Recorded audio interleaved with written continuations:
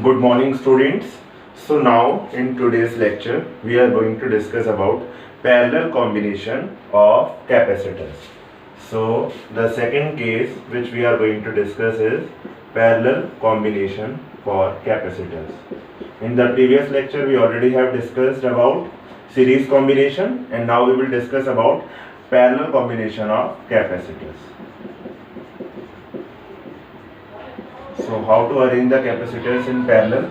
Suppose I have a capacitor, okay, and this plate is positively charged. How this plate can be positively charged? So the answer is when positive potential is being applied on it. So suppose I have applied a positive potential across this. So say here I have shown a positive potential. Okay, so because of this positive potential, this plate becomes positively charged, and when this plate will become positively charged, so due to induction, this particular plate will occupy the negative charge. Okay, and in the similar way, suppose I have a combination of capacitors. Suppose one more capacitor is there, and because of this positive potential, this plate will become positively charged, and because this plate will acquire the positive charge, this plate will acquire the negative charge due to induction. Okay, and in the similar way, suppose another capacitor, this plate will occupy the positive charge, then this plate will occupy the negative charge due to induction. Okay, now say all these ends should be negatively charged, and this is possible only when these are connected with the negative terminal of the battery. So negative terminal is being added.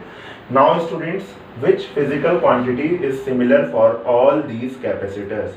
So our answer is, because we can see very clearly, suppose the potential difference across is V, across the battery is V. So as you can see, suppose this is plus 100, and because the potential, suppose the potential offered by this plate is 100 and potential offered by this plate is 20. This is one example only to understand. Okay, so the net potential difference across this battery is 80 volt.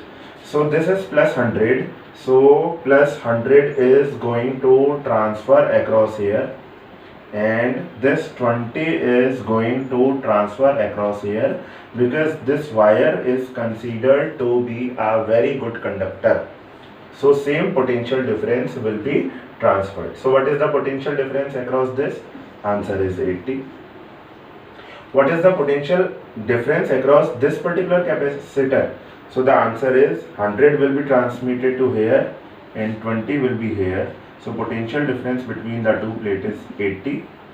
Similarly, 100 and 20, okay, potential difference is 80.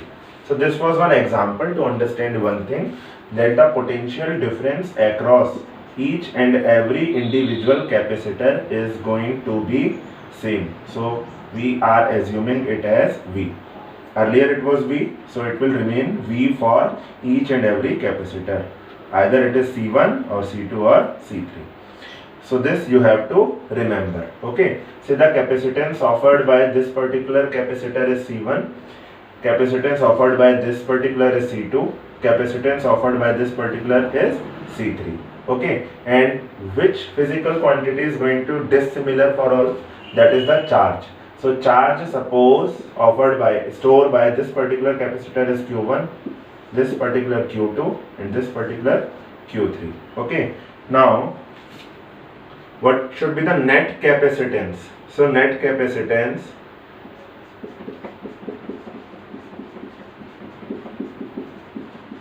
since we have connected these in parallel. So what is the total charge? So students, total charge in this combination, Q is equal to the sum of individual charges. So Q1 plus Q2 plus Q3. This will be the total charge. Now students, in place of this total charge Q, Q is equal to C into V. You already know the relation. So suppose the net capacitance already we have assumed is Cp, and the net potential difference across each and every capacitor is V. So Cp into V is equal to Q1. What should be the value of Q1? So Q1 will be equal to C1 into V. What will be the value of Q2? That will be C2 into V. What will be the value of Q3? That will be equal to C3 into V.